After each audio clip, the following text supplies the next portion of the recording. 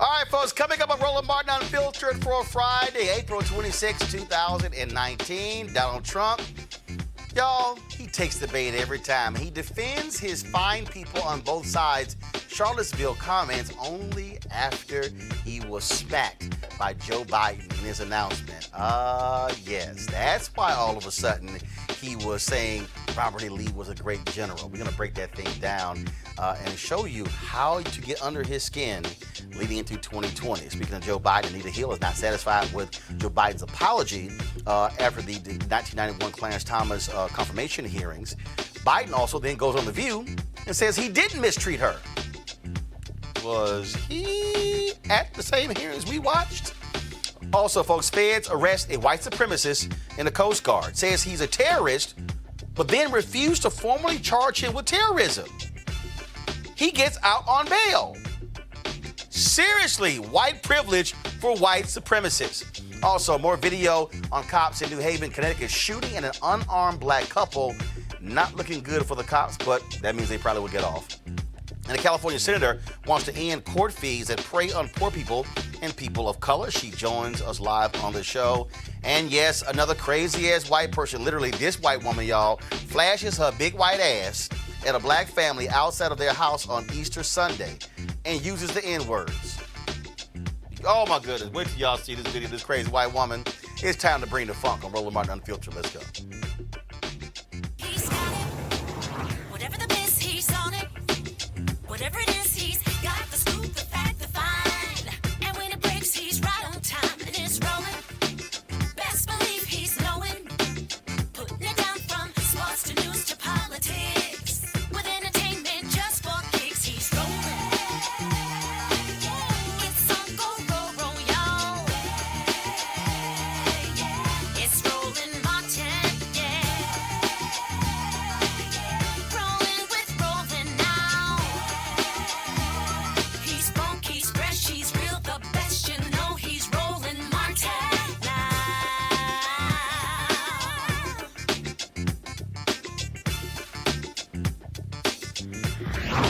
Martin. All right, folks, all of a sudden, Donald Trump decides to open his mouth, and he is back to defending one of America's greatest traitors, Robert E. Lee. Now, let me explain to you what happened, okay? So you may be wondering, Donald Trump comes out, talks to the press. Why did he do this? Here's why he did it. It was also home to a defining moment for this nation in the last few years.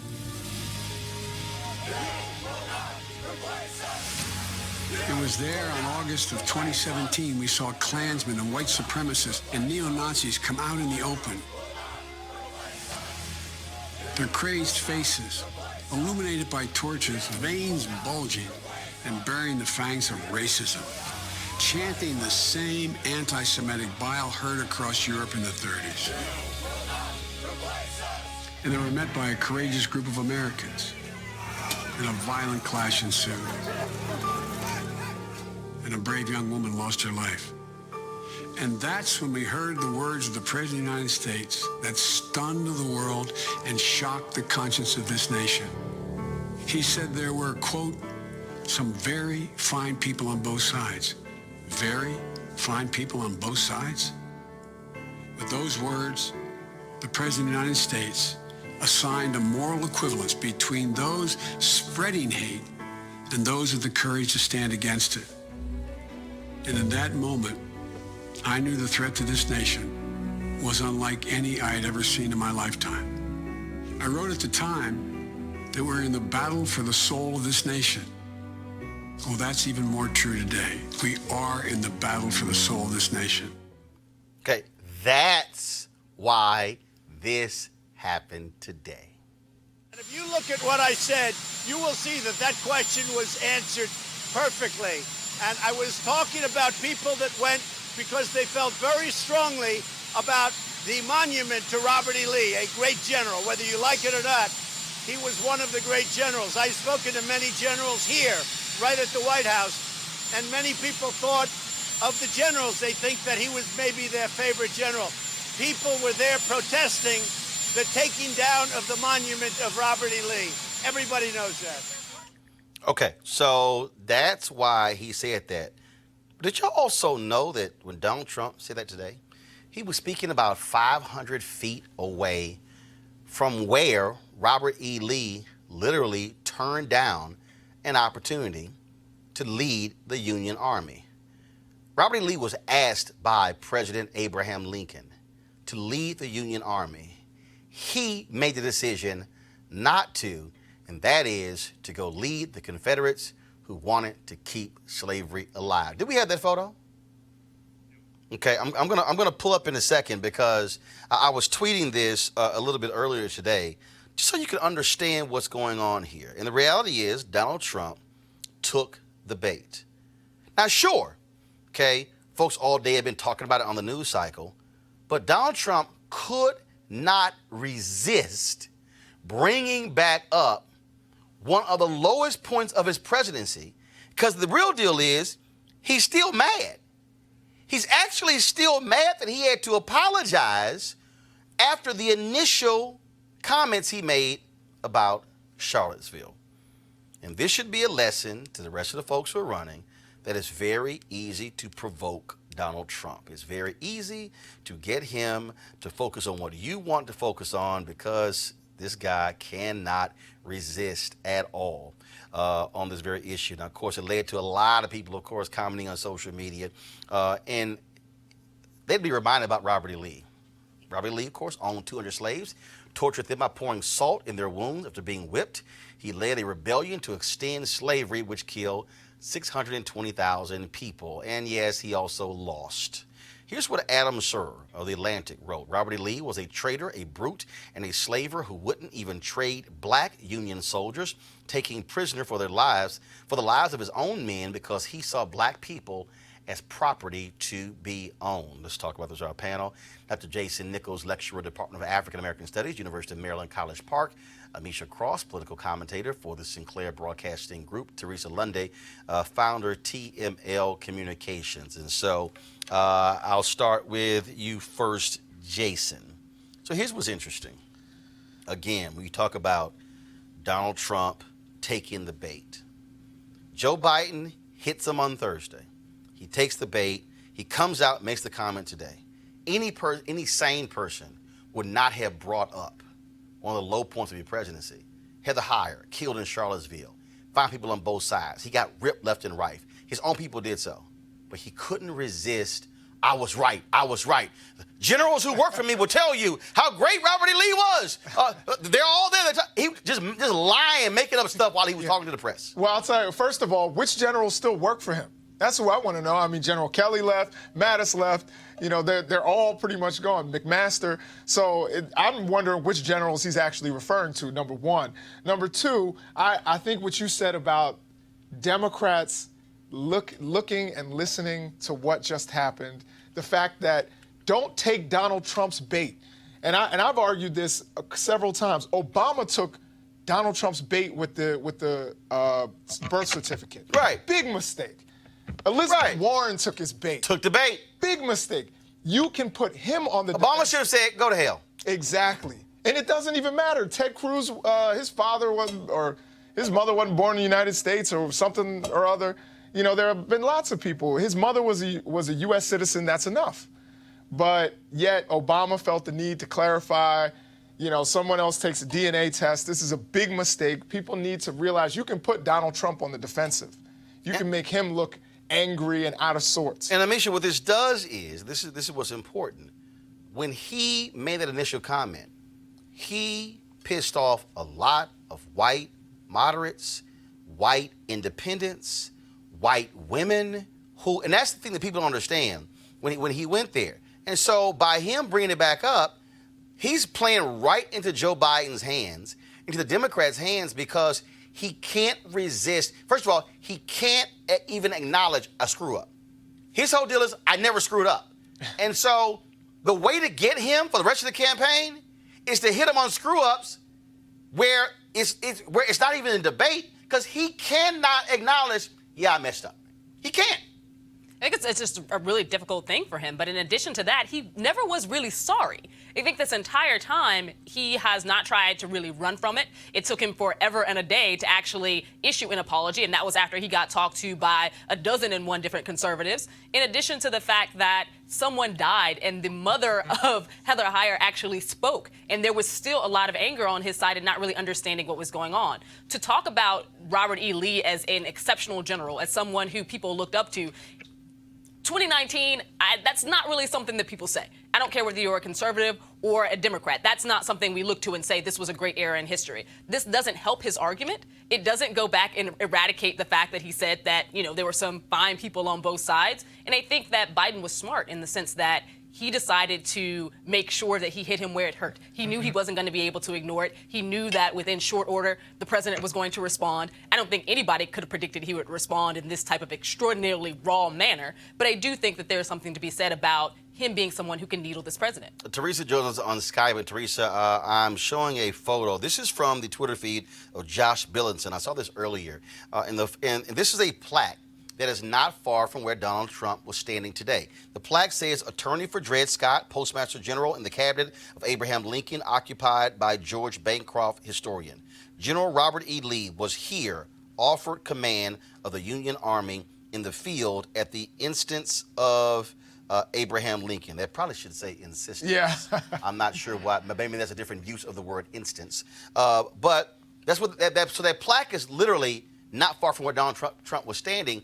And again, for Biden to hit him on this here, it brings up Trump's praise of white nationalists, white supremacists. In fact, Teresa, what's also even more interesting today is the Daily Beast had this story because some Fox News reporters were on this chain. Here we go to my iPad. The headline says, Fox News reporter rips colleagues over Charlottesville. You sound like, quote, white supremacist chat room. And so what happened was you had these Fox News reporters who were defending Trump's comments and said, well, no, this is really what he meant. This is really what he said. And then one of them was like, oh, I interviewed this person down there, and he was talking about his First Amendment rights. But one of the guys he was talking about also was an avowed white supremacist who was also criticizing Jews and others, and the guy had to walk it back. That's what you're doing. So you have conservatives who literally are defending white supremacists because they want to protect Trump. And I think we need to take notice of every white conservative, everyone who's elected in office that is saying, Donald Trump, this is what you meant. I think we're kind of getting to the point where some of his statements and some of what he's backtracking or some of the commentators and the analysts are really in a conflicting area where they are now looking at their own positions to see if it can even stand up to what the dialogue that's going on with him. So I think Vice President Biden made a very conscious decision, knowing and his team, knowing that Donald Trump is the master marketer, as he stated many times, and used it against him. So for him, to talk about a specific situation, and of course he could have talked about many other things like the brutality of African Americans with the police force, but he did choose that particular one in Virginia, in Charlottesville, because I think it did resonate with everybody that still hasn't really got a completed answer. So I'm going to leave it up to the Democrats to see what they actually do post this, because right now they have the attention of the president and they also have the attention of the Democratic Party. But see, what this does is, now here's the piece, Amisha. Donald Trump's base is a very small base. It is not, yes, 80-90% of Republicans are backing him because, first of all, they hate Democrats. So their whole deal is, we'll support Donald Trump whatsoever. But the problem is not the percentage of Republicans who are endorsing him. The problem is the number of independents who voted for him. And that is, if you keep letting folks know that Donald Trump provided aid and comfort to white supremacists, and the fact that he refuses, because he's already acknowledged basically, okay, he was pissed off that he actually had to do it. That was in the book by Bob Woodward. And so now his whole deal is, again, it's not in his DNA to say, I messed up. I shouldn't have said it. And so if I'm a Democrat running, I'm going to find not those moments where we can debate.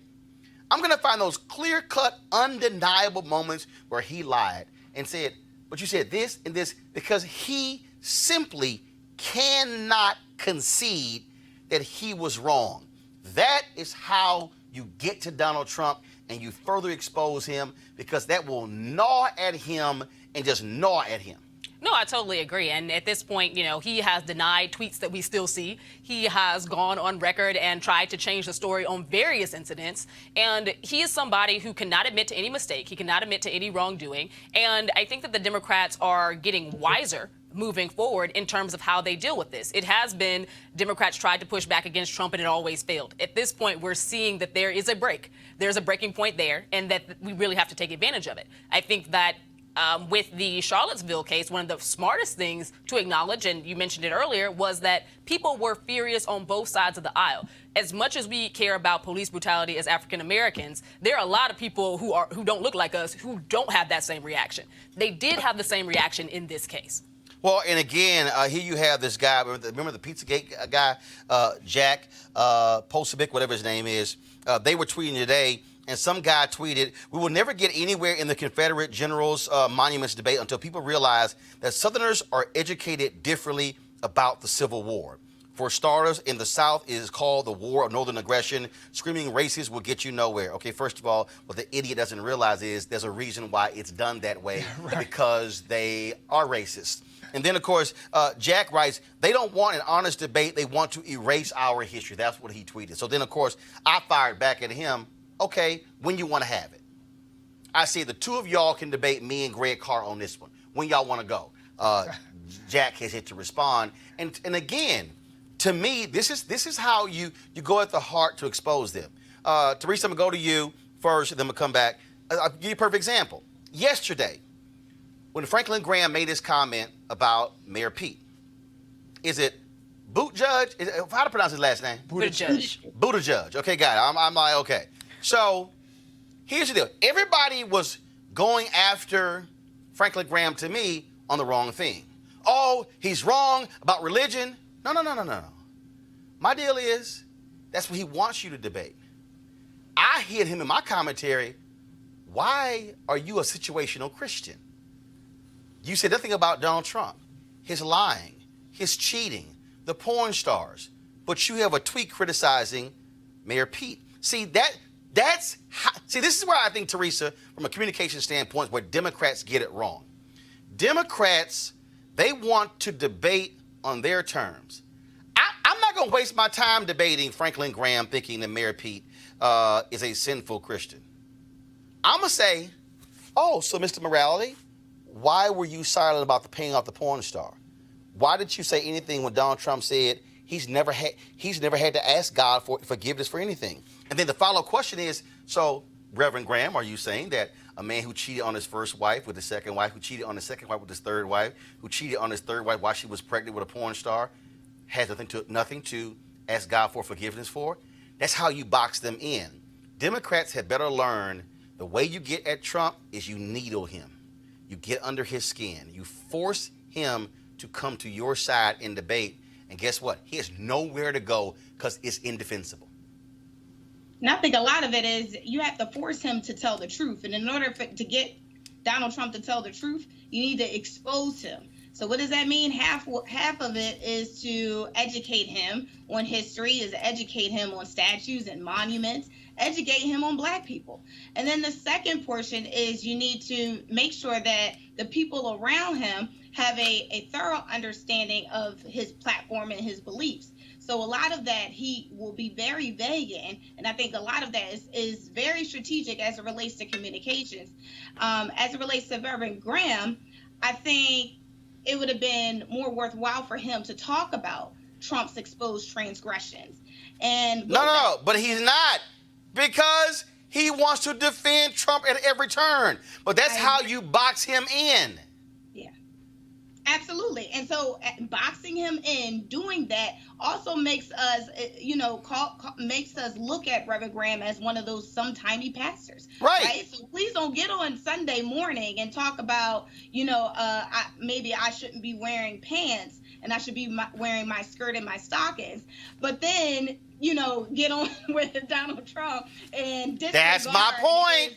Stormy Daniels. So I get your point, but I think it needs to be some accountability, especially with clergy, because I haven't heard as much of them outside of Reverend Barber, who has been on the front lines talking about Donald Trump and his transgressions and how it is actually hurting the conservative community, but more so the Christian community, that Democrats and Republicans and independents, not holistically, but according to polling, most of them are Christians, but yet when Donald Trump are living up to those values, we can't see it. But Jason, again, this is how you win. This is how you win arguments in terms of how you box someone in. So, for instance, Donald Trump and his Republican supporters, Laura Ingraham, all the rest of them. Oh my goodness, how can you sit here and you can call Donald Trump racist? He supported the First Step Act. Okay? This is how you respond to it.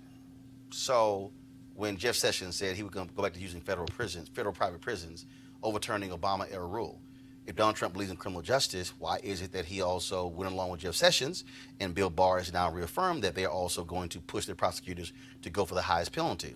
If Donald Trump cares about these issues, why is he allowing Betsy DeVos to get rid of civil rights statutes in the Department of Education when it comes to suspensions, when it comes to things on those lines? See, the way you beat them is Democrats want to argue on the First Step Act. I'm going to say, yes, he signed it, but he all the other different. Right. Now I'm going to force you to explain all of those.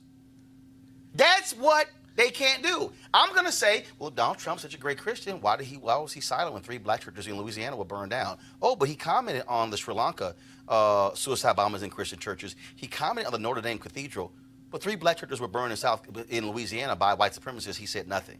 See, that's how you beat them. Now, look, I agree with you, but again, one of the things that we have to realize, I know you said that Trump's base is small, but they're loud. And I think what's going to happen is he'll get flustered. You'll win the debate objectively, but what's going to happen is, as you know, the spin doctors in conservative media are going to spin everything. They're going to look at him angry and flustered, and they're going to say, that looks like me, because they're angry and flustered. Oh, no, I got you. But see, you're never going to get their votes. You're Right. never going to get their votes.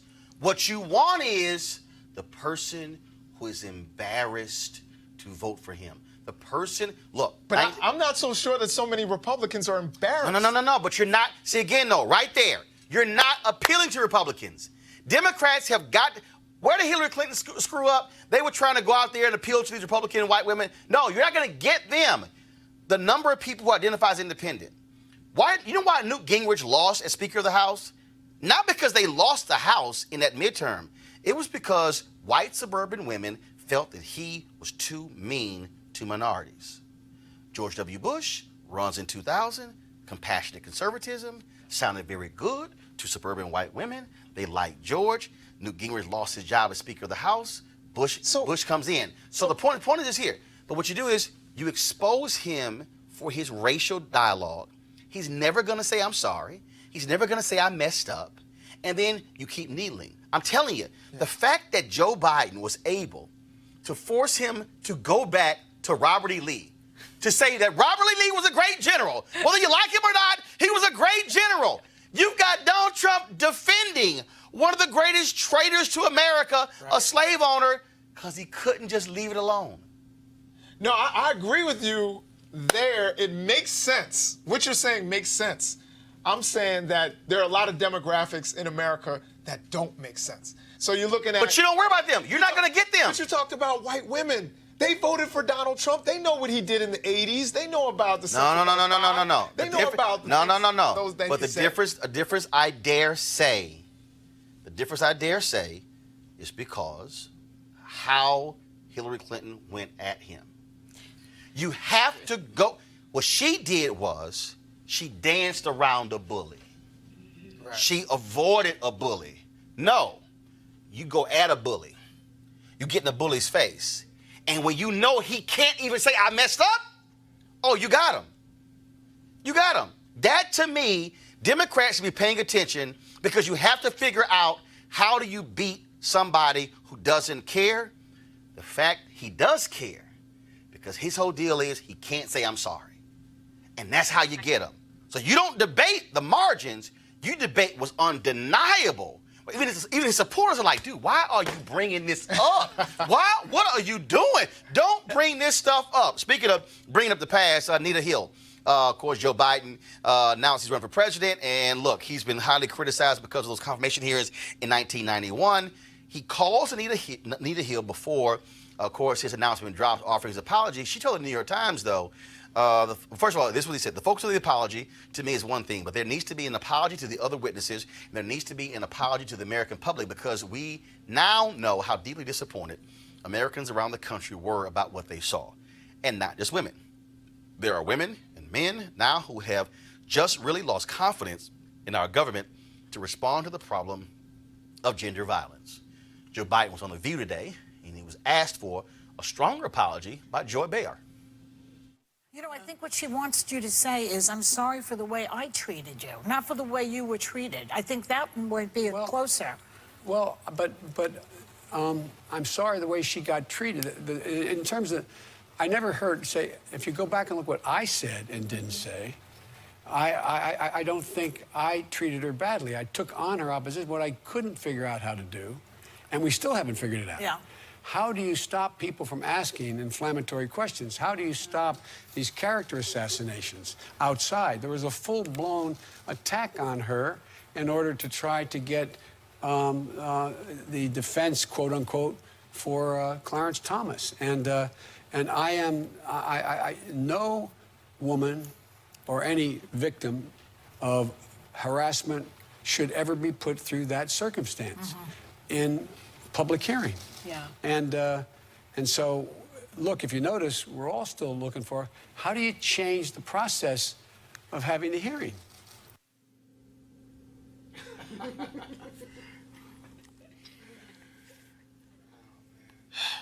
Teresa, you're a communications expert. What the hell would you have told him to say? Well, I'm a little biased, and I'll tell you why. Because Biden had his first fundraiser here in Philadelphia. So? Okay, I just wanted to put that out there. Did you go? I was there. Okay, so but you're a communication specialist. How would you have told him to answer a very easy ass question? I would reiterate to the public that he did apologize, but also reaffirm to the public that, yes, the process was...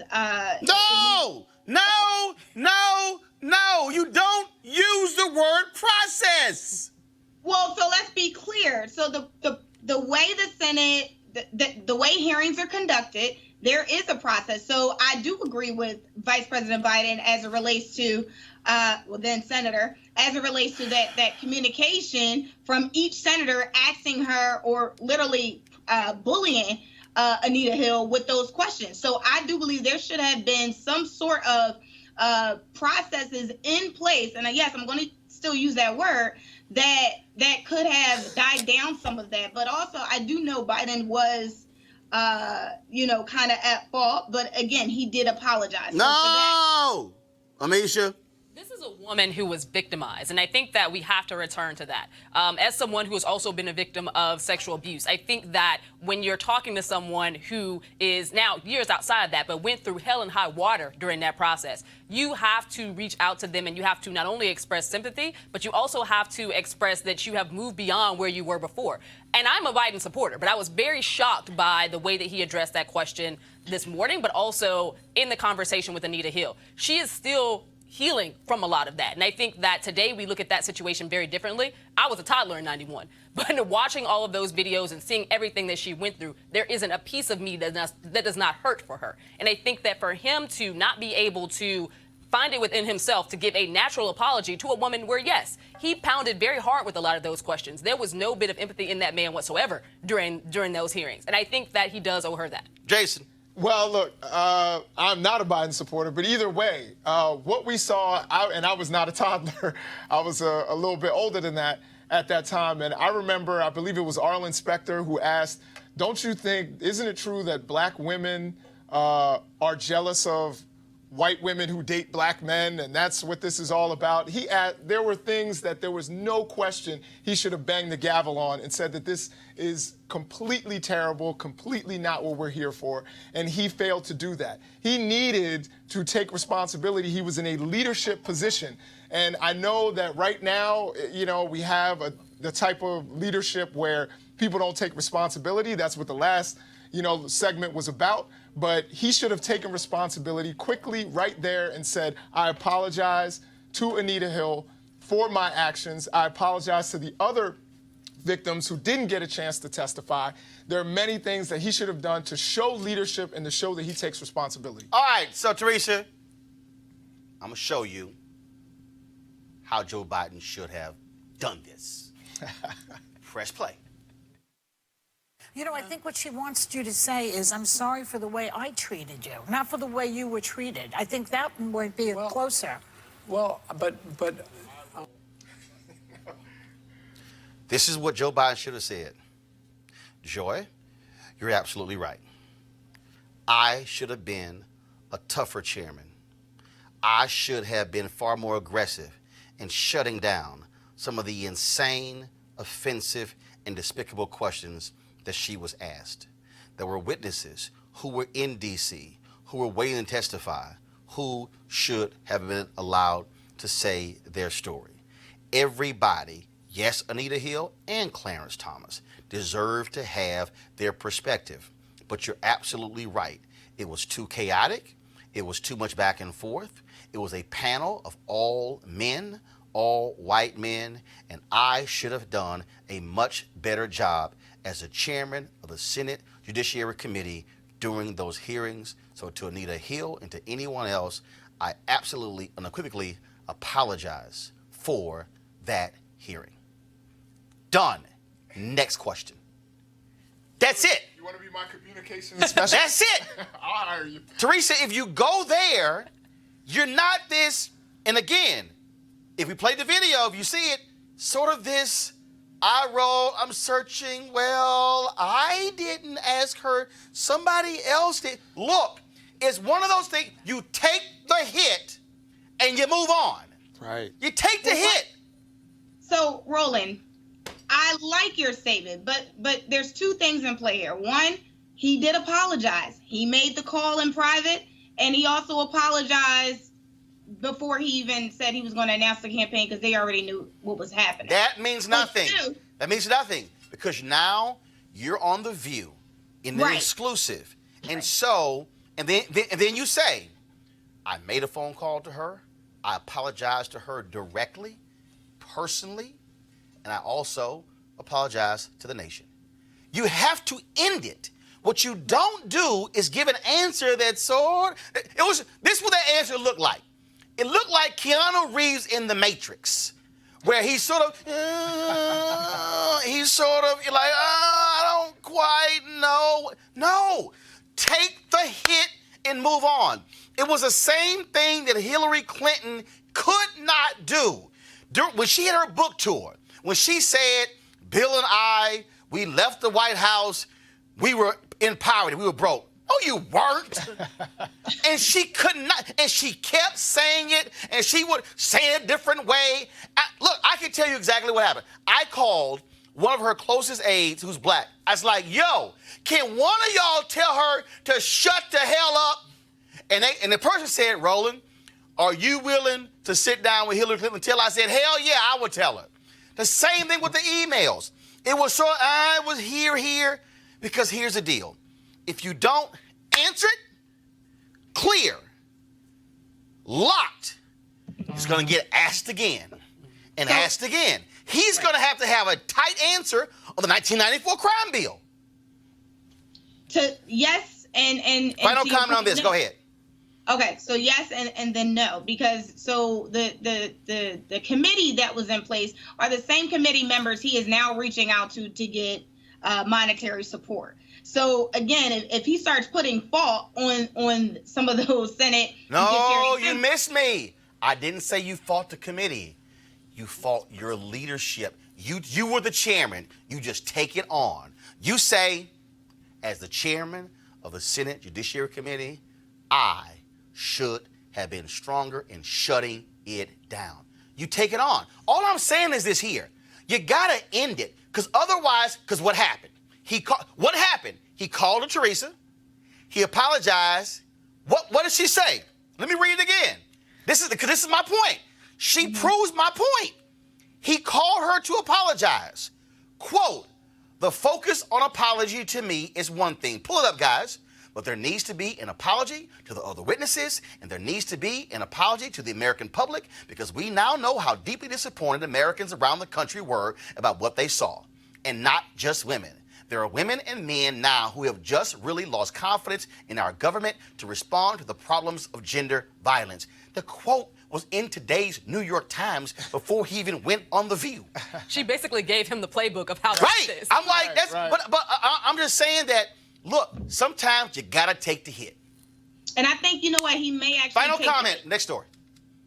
I think he may take the hit just at a later date. The View was not the platform that he decided. Well, guess what? You wasted the moment sitting with 5 women and not taking the hit. That's all I'm saying. All right, y'all.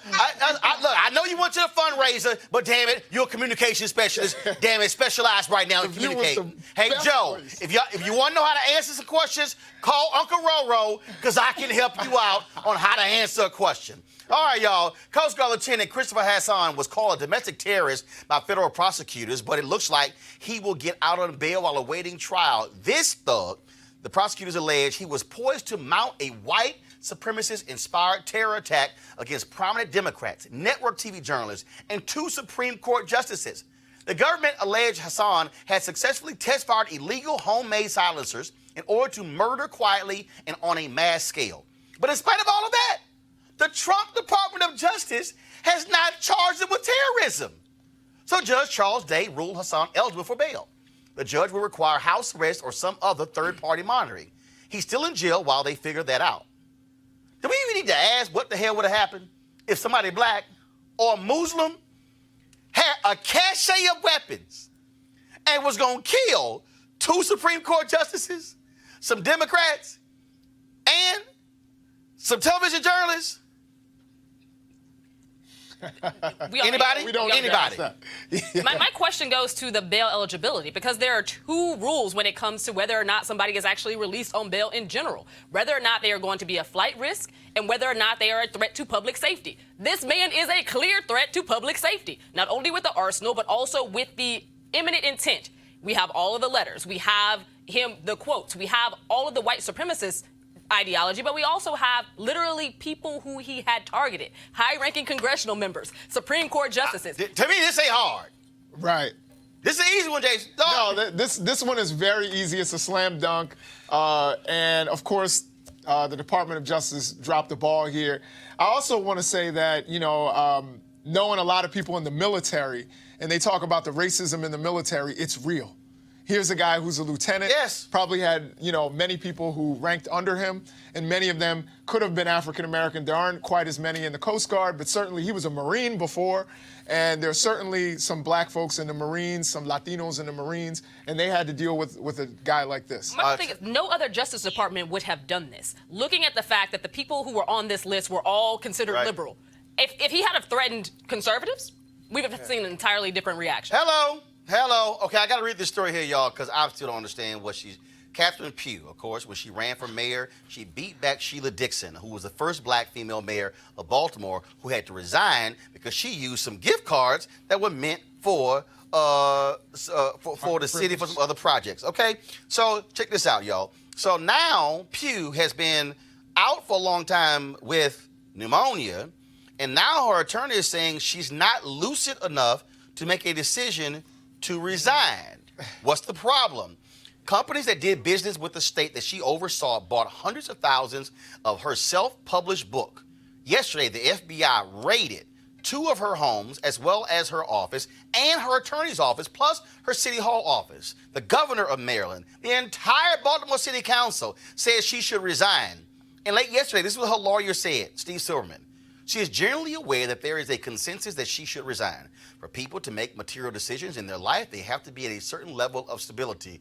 I'm just saying, y'all, I'm just saying. Here's the other problem. All the books, they can't find none of the books. They can't find none of the books. Also in Maryland, you've got some drama there going as well because, and they have Maryland's House Speaker race, and the previous Speaker recently passed away. Democrats have the majority, but what's happening there is the Black Caucus may be teaming up with Republicans to elect the first Black Speaker. Oh, but Maya Rockamore, who is the Democratic Party chair in Maryland, said, oh, hell no. She said it's, quote, unacceptable for Democrats to cast ballots for anyone other than the winner of the Democratic caucus vote. And Delegate Darrell Barnes, chairman of the Legislative Black Caucus, says she is bullying and threatening his members. She said, no, I'm sorry, you do not cut deals with Republicans, because if you cut a deal with Republicans on the Speaker of the House, they're going to want you to pay them back later on. So we got some black on black drama happening in Maryland. And so I'm just saying, and we tried to get Maya Rockamore on the show, but she had a speech tonight, but we look forward to having her on the show. All right, folks, going to a break right now. We come back, we're going to talk about police abuse in Connecticut. More crazy as cops, and y'all, wait till I show y'all this crazy-ass white woman who lost her mind and showed her ass, literally. Next, Roland Martin Unfiltered. You want to check out Roland Martin Unfiltered? YouTube.com/Roland S. Martin. And subscribe to our YouTube channel. There's only one daily digital show out here that keeps it black and keep it real. It's Roland Martin Unfiltered. See that name right there? Roland Martin Unfiltered. Like, share, and subscribe to our YouTube channel. That's youtube.com/Roland S. Martin. And don't forget to turn on your notifications so when we go live, you'll know it. You want to support Roland Martin Unfiltered? Be sure to join our Bring the Funk fan club. Every dollar that you give to us supports our daily digital show. There's only one daily digital show out here that keeps it black and keep it real. As Roland Martin Unfiltered. Support the Roland Martin Unfiltered daily digital show by going to RolandMartinUnfiltered.com. Our goal is to get 20,000 of our fans contributing $50 each for the whole year. You can make this possible. RolandMartinUnfiltered.com. All right, folks, new video out in New Haven, Connecticut, where officers there fired shots at an unarmed black couple. Now, here's the old video. Check this out.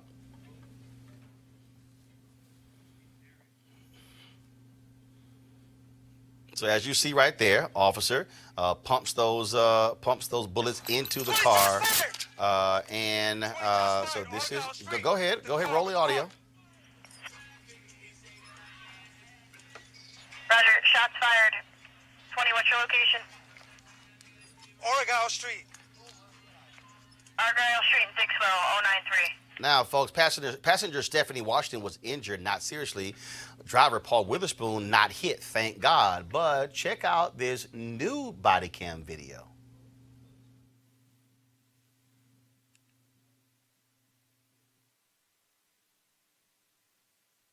See here, you see the driver getting out of the car, showing his hands.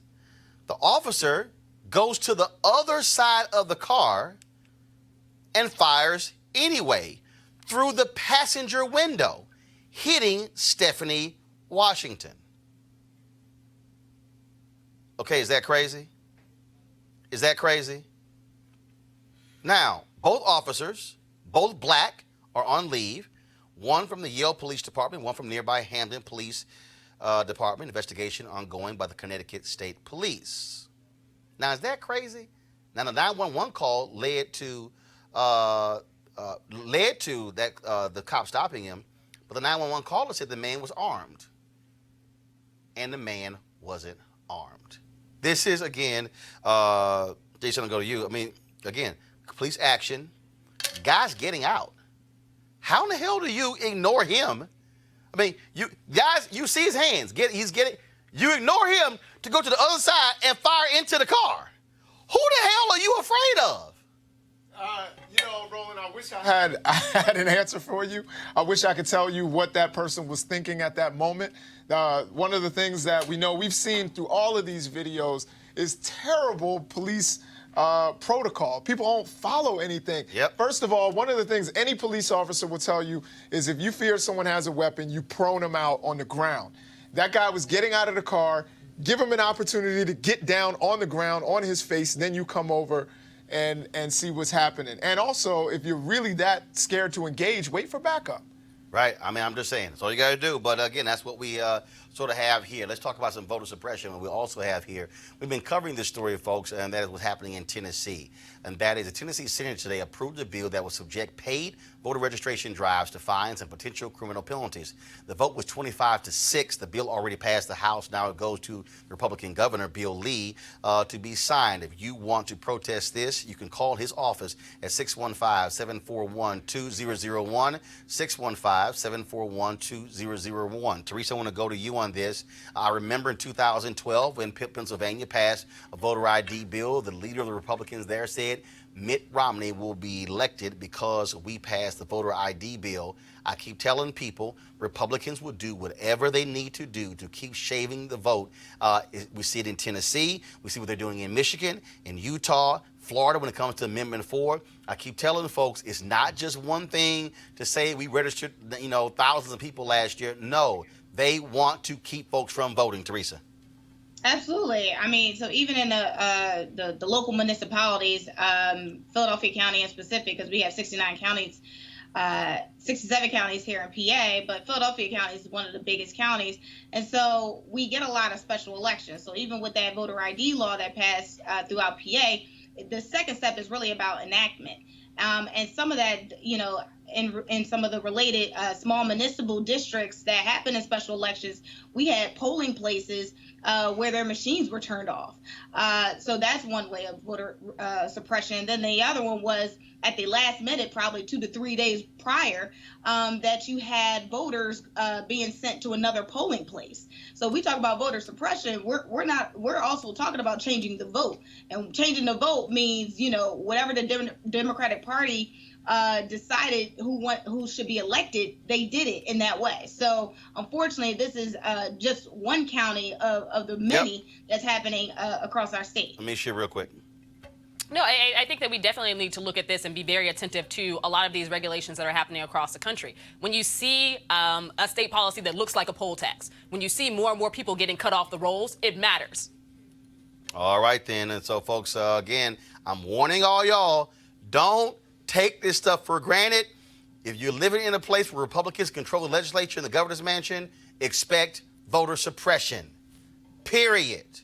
All right, folks, let's talk about California. All across this country, we've seen these stories where massive fees have been piled upon poor people all across this country, preventing them from really living a good life. You saw what happened in Ferguson, where 3 out of 4 households, they actually had, they were ticketed for various different things. And then we see other fees being piled upon people in Georgia, Mississippi, and Alabama.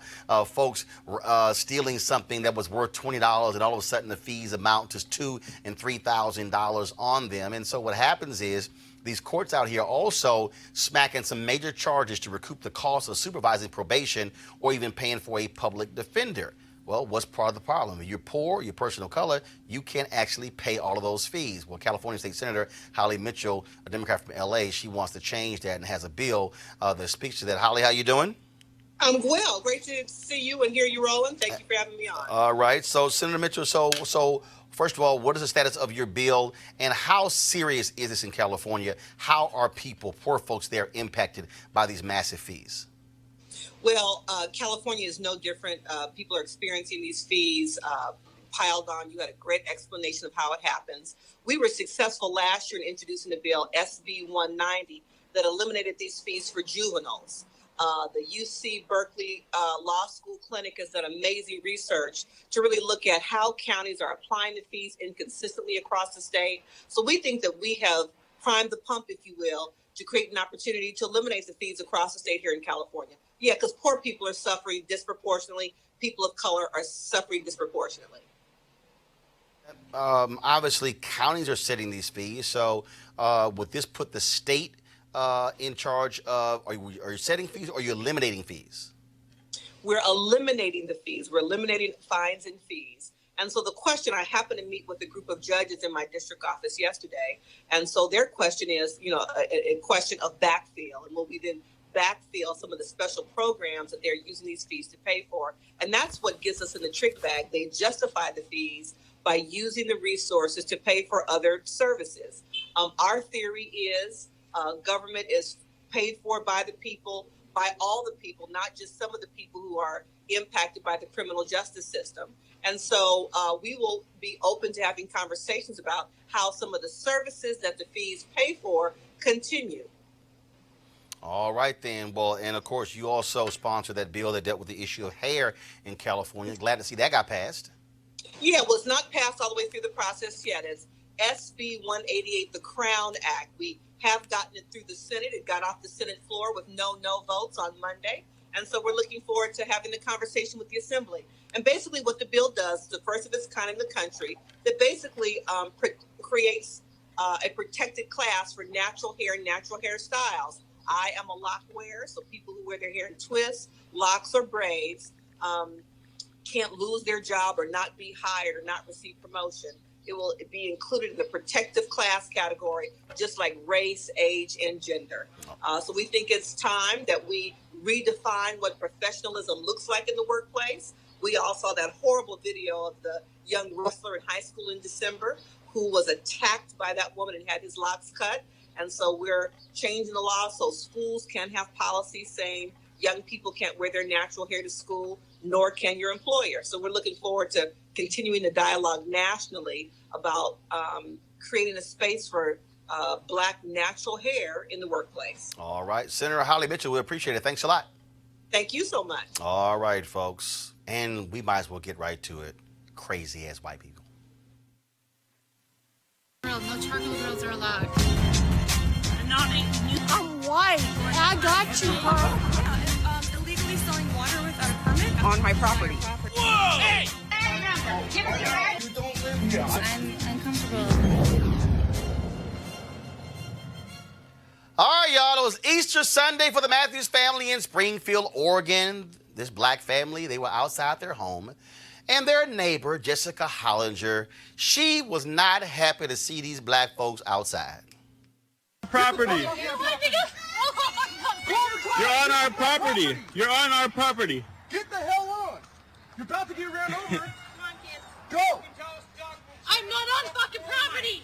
Then go What are you bye-bye. doing? Get the fuck out of here. Nigger. Said it. There you go. She just talk nigger. That's what they're Hey, saying. you get the fuck out of No, here. he was cussing her out too, and then Because you're walking by with Because racial that fucking slurs. nigga's recording me. For what? You can you watch were on yourself. his property and Nigga, pushing him. Don't do it, Nigga, Rashawn. go in the fuck somewhere. Don't do it, There's Rashawn. kids. Don't do it. Don't do it.